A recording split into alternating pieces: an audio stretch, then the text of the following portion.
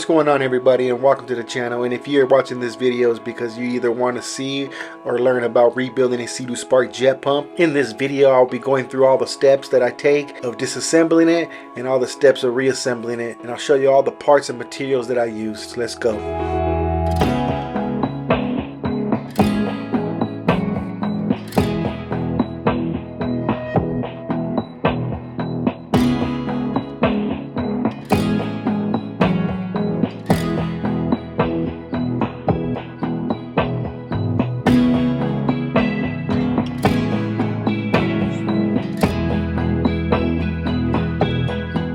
Alright everyone, so this will be the jet pump that I'll be disassembling.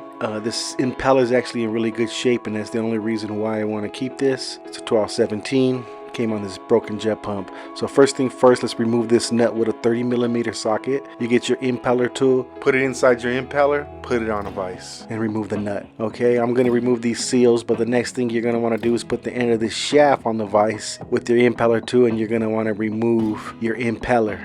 As simple as that. Once you get your impeller off, then it's all pins and needles from there. But look at this impeller, it was brand new.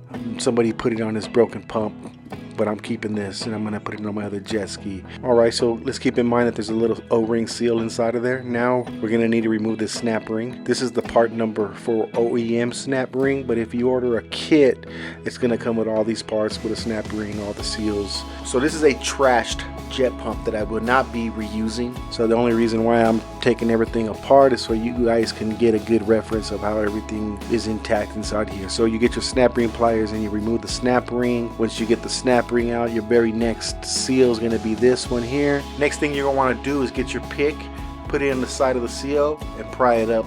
Make sure to replace this seal.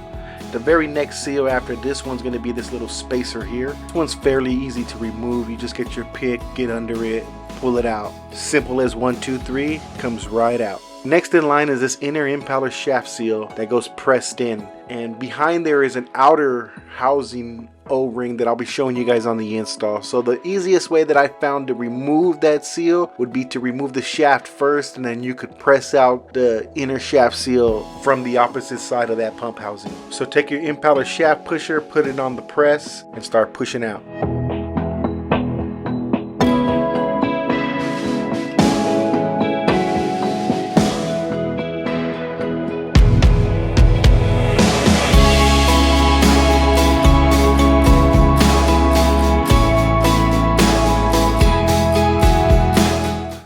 So once you get the shaft out, you can also see there's a bearing that was on the shaft, but that's basically what the inside looks like.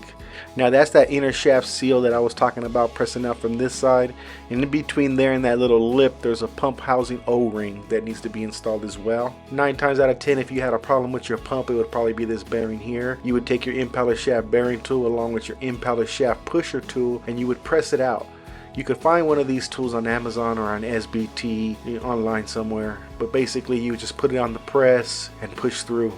So this is the jet pump that I decided to go with. It's a Solas stainless steel race pump with 12 vanes. I decided to go with this one because it was a couple $100, a little bit more than an OEM. But again, the OEMs have a lot of stories with them not lasting, so I felt like this was a better choice. Inside the box you also get the hardware for the cone. I'll be pairing up this pump with this Solas 1214 impeller. It came in the kit that I ordered from Riva Racing. I'll let you guys know how it does performance wise. The impeller also comes with this impeller shaft boot. Now the assemble process is going to be the exact opposite from the disassemble process.